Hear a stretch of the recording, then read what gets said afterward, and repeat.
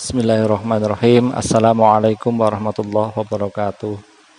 Apa kabar serta didik kelas 8 semuanya? Mudah-mudahan siswa kelas 8 MTS Ma'arif NU 1 Kemeranjen dalam keadaan sehat walafiat. Besar harapan dari Pak Guru, mudah-mudahan walaupun dalam masa pandemi, siswaku semuanya yang ada di rumah maupun yang ada di pondok pesantren dalam keadaan sehat walafiat. Allahumma amin.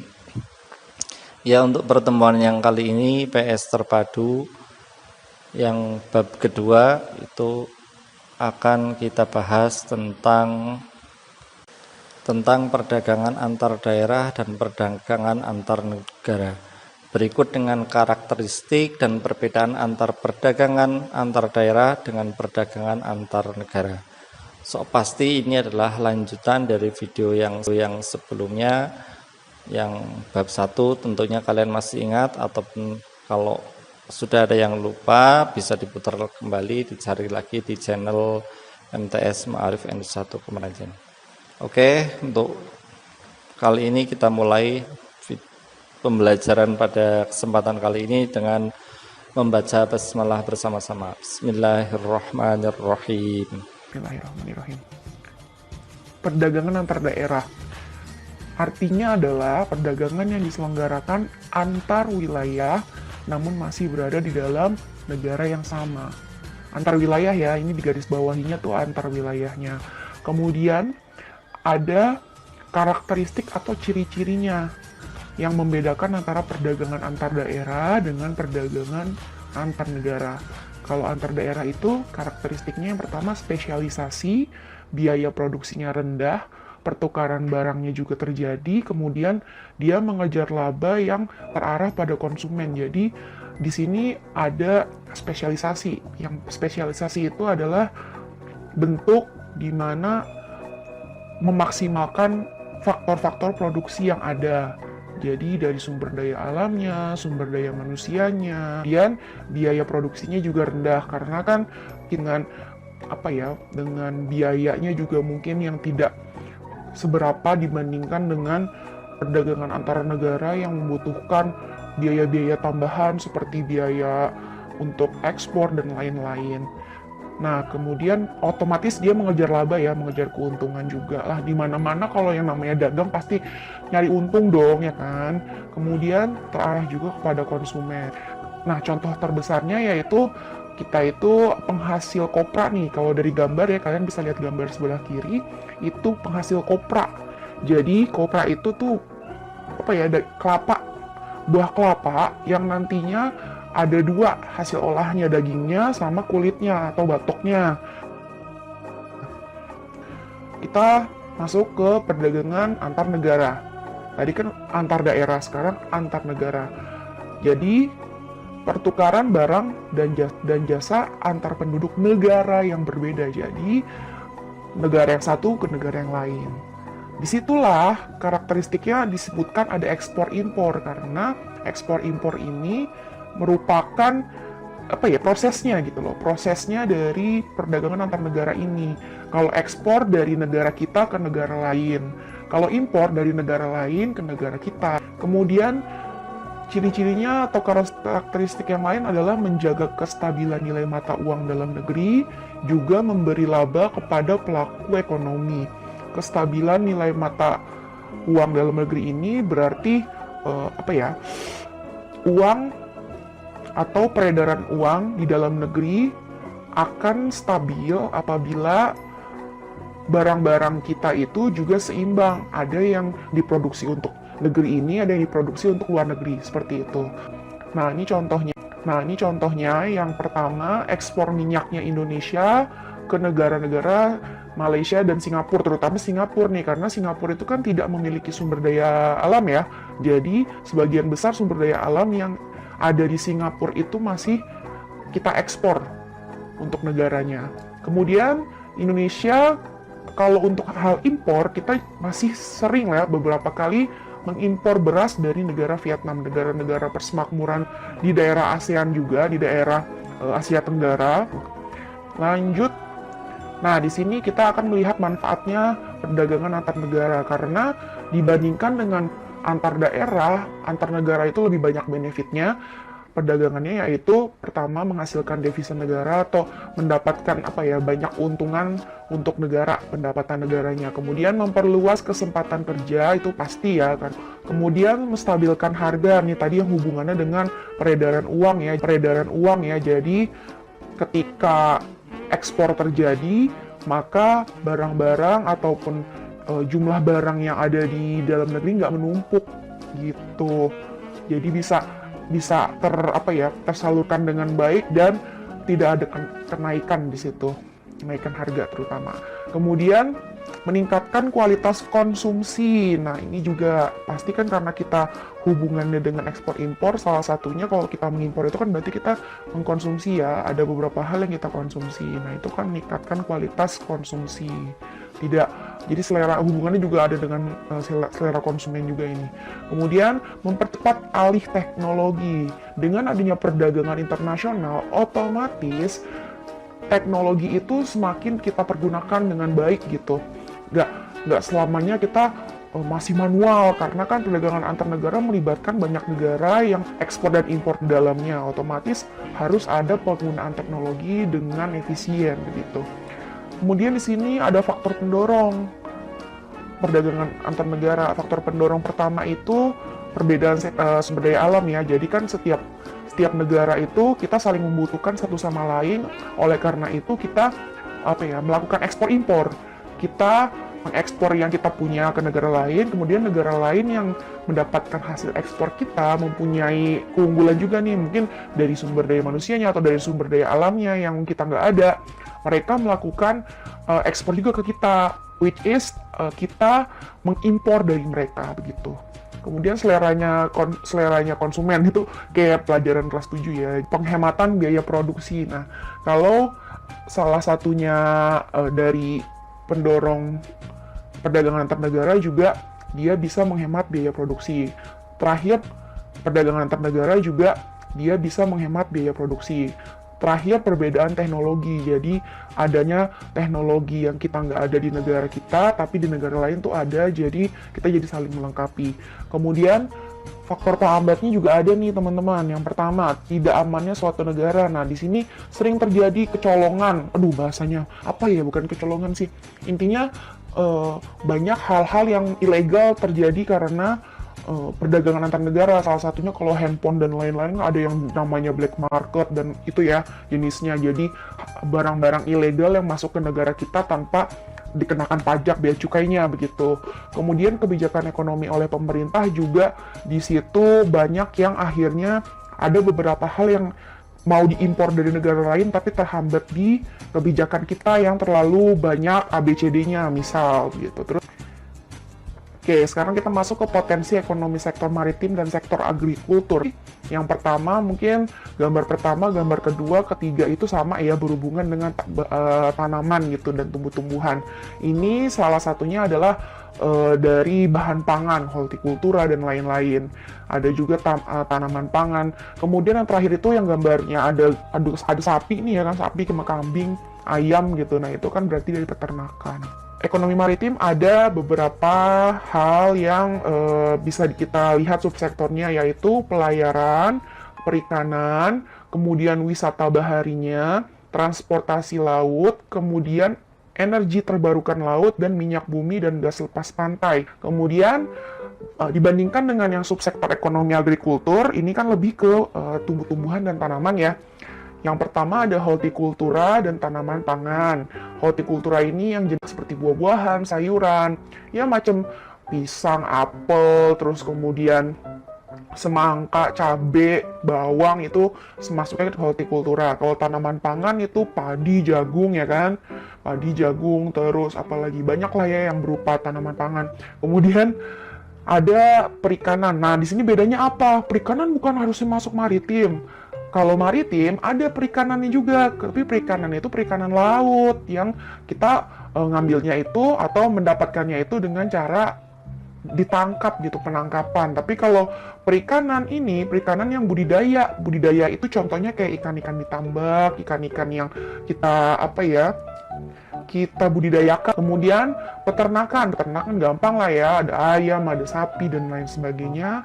Perkebunan itu lebih ke bisa buat bahan pangan, tapi sebagian besar bukan bahan pangan saja, lebih ke arah apa ya untuk rempah-rempah juga bisa. Kemudian juga ini yang sering kita ekspor ke luar negeri ini, karena Indonesia itu penghasil cengkeh, penghasil apa aja tuh ya, penghasil lada, penghasil cengkeh, penghasil berbagai macam hasil perkebunan yang negara lain itu kurang gitu. Dan masih melihat kualitas dari perkebunan kita. Kehutanan ini sebenarnya Indonesia itu kan hampir sama-sama Brazil ya, mungkin Brazil peringkat 1 nih. Nah Indonesia itu kalau nggak salah peringkat 2 atau peringkat 3 gitu dalam segi kehutanan. Oleh karena itu kita tuh sekarang sedih atau miris pastinya deh, kalian juga, ibu pun termasuk begitu, karena sering terjadi kebakaran hutan, pembukaan lahan yang besar-besaran, mengurangi hasil-hasil kehutanan kita gitu loh, kualitas kehutanan kita. Lanjut. Ini gambar-gambar contoh dari maritim ya, subsektor ekonomi maritim. Ini ada, ini yang gambar yang sebelah kanan atas itu menggambarkan minyak bumi, pertambangan minyak bumi. Jadi dia memang ada di sekitar pantai, lepas pantai gitu, tapi ada lokasi-lokasi yang memang di sana di dasar lautnya itu terbanyak jasa terniknya itu yang bisa dihasilkan untuk bahan utamanya minyak bumi. Yang sebelah kiri atas ini ada gambar rumput laut ya. Jadi budidaya rumput laut di sekitar pantai. Terus yang bawahnya diving, jadi buat pariwisata, wisata bahari. Nah, yang sebelah bawah kanan itu hasil produksi dari ikan dari laut. Lanjut. Tujuan potensinya kalian bisa cek sendiri ya di sini, Pak. Nah, kita bersyukur kita tinggal di Indonesia. Indonesia itu sumber daya alamnya lengkap banget ya, Masya Allah. Keren banget. Pokoknya kita sebagai penerus bangsa ya kan, kita itu kumpulan generasi muda yang insya Allah bisa terus menjaga dan mempertahankan berbagai macam apa yang kita punya, kekayaan negara kita. Jangan sampai kita berlebihan mengeksploitasi sendiri sampai habis, nanti untuk generasi-generasi sendiri sampai habis, nanti untuk generasi-generasi berikutnya tidak akan merasakan. Jangan sampai seperti itu ya. Ada strategi pengembangannya, baik ekonomi maritim maupun yang agrikultur. Yang pertama, ada pembangunan infrastruktur. Jadi, agar semakin berkualitas, kita itu perlu eco-farming. Eco-farming itu berarti meningkatkan pertanian dengan bahan-bahan hasil limbah yang diolah kembali. Terus ada juga perbaikan irigasi. Nah, ini juga perlu ya untuk agrikultur, khususnya untuk tanaman pangan atau yang pertanian jenisnya. Kemudian pembangunan perbaikan sarana pertanian juga ini hampir sama perbaikan irigasi, itu berhubungan. Sama yang terakhir adalah pembukaan lahan baru sesuai AMDAL. AMDAL itu adalah analisis dampak lingkungan, ya. Dampak lingkungan itu berarti ketika membuka lahan itu harus memikirkan bagaimana pengolahan limbahnya, kemudian ada efek samping terhadap lingkungan di sekitarnya juga, itu seperti itu. Jadi ada pertimbangan yang dinamakan AMDAL, analisis dampak lingkungan. Yang terakhir adalah redistribusi pendapatan nasional. Redistribusi pendapatan yang pertama adalah sistem mendistribusikan kembali pendapatan dari masyarakat. Jadi kita itu istilahnya kita melakukan sesuatu yang nantinya akan kita dapatkan hasilnya, kita dapatkan manfaatnya di situ, ya. Nah, untuk manfaatnya itu nggak hanya buat kita, manfaatnya bisa dipergunakan untuk orang banyak, untuk masyarakat luas. Kita lihat ada yang namanya jenisnya itu horizontal dan juga vertikal. Kalau yang horizontal itu distribusi pendapatan diawali dengan pemungutan pajak yang kita sering dengar lah ya, atau kita sering tahu. Ada pajak bumi bangunan, pajak kendaraan bermotor, pajak pertambahan nilai, pajak penghasilan, pajak barang mewah. Kemudian juga penggalangan dana untuk korban bencana. Kemudian kalau yang vertikal, ini masuknya itu lebih ke sosial sih, untuk pembagian uang lebaran. Ini bukan lembaran, pembagian uang lebaran, angpau atau dana hibah. Jadi lebih untuk social welfare untuk. Yuk kita lanjut. Di sini kita harus tahu alur distribusi itu kayak gimana. Wih, ada gambar McD. Wah, kita lihat dulu nih. Kalau step pertama di sini adalah melakukan konsumsi barang atau jasa. Jadi pertama nih, kita misalkan lagi mau jajan atau mau makan di lapar. Lanjut. Yang tahap keduanya, kita akan dikenakan pajak ya, yang diolah oleh pemerintah. Jadi kebijakan pajak ini akan diteruskan oleh McD-nya gitu, dari perusahaan McD-nya. Makanya setiap kita belanja ada struknya yang menunjukkan kita itu kena potongan termasuk pajak. Tuh ada kata-kata eat in total termasuk pajak. Nah, itu pajaknya segitu tuh ya kan. Jadi dikenakan pajak di sana.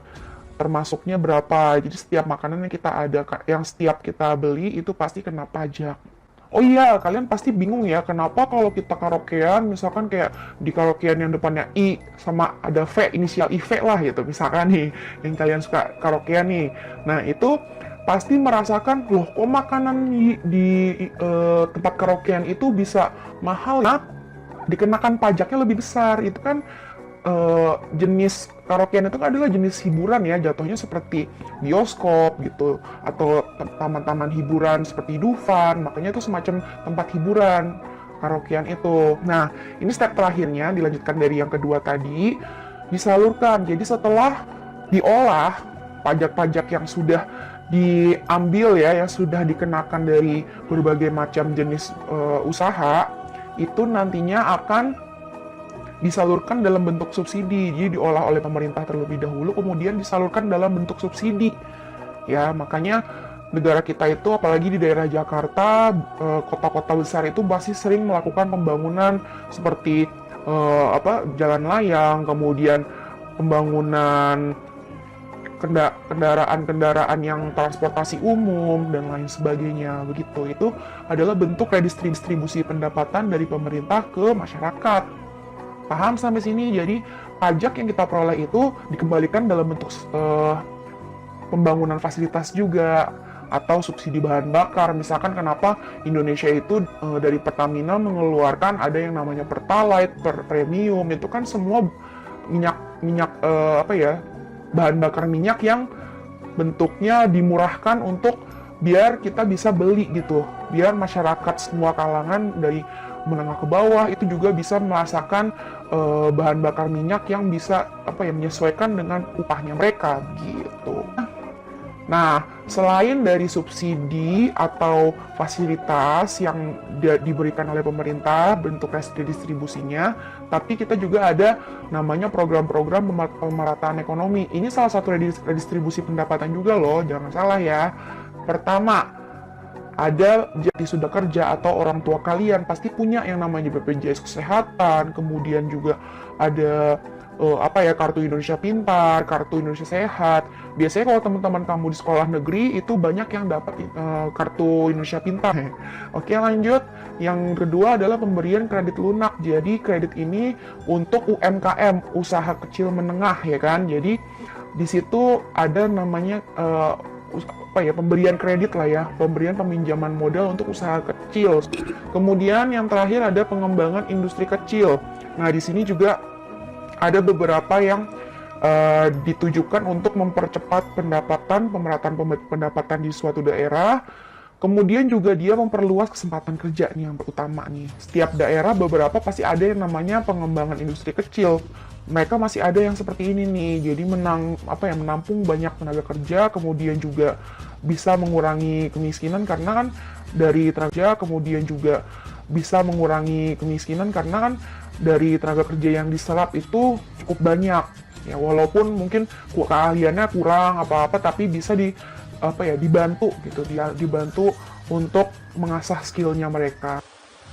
Oke, terima kasih anak-anakku sekalian sudah memperhatikan atau menyimak video ini sampai selesai. Mudah-mudahan video ini bisa membawa manfaat dan bermanfaat bagi kita semuanya. Dan jangan lupa walaupun di rumah kalian tetap menjaga kesehatan, tetap mematuhi protokol kesehatan. Jika kemana-mana selalu menggunakan masker, rajin-rajin cuci tangan, selalu jaga jarak supaya kita terhindar dari penyakit yang sedang ada di negeri ini. Oke, terima kasih. Mari kita tutup pembelajaran kali ini dengan bacaan alhamdulillah. Alhamdulillahirabbil alamin. Terima kasih. Banyak salam, mohon maaf. Assalamualaikum warahmatullahi wabarakatuh.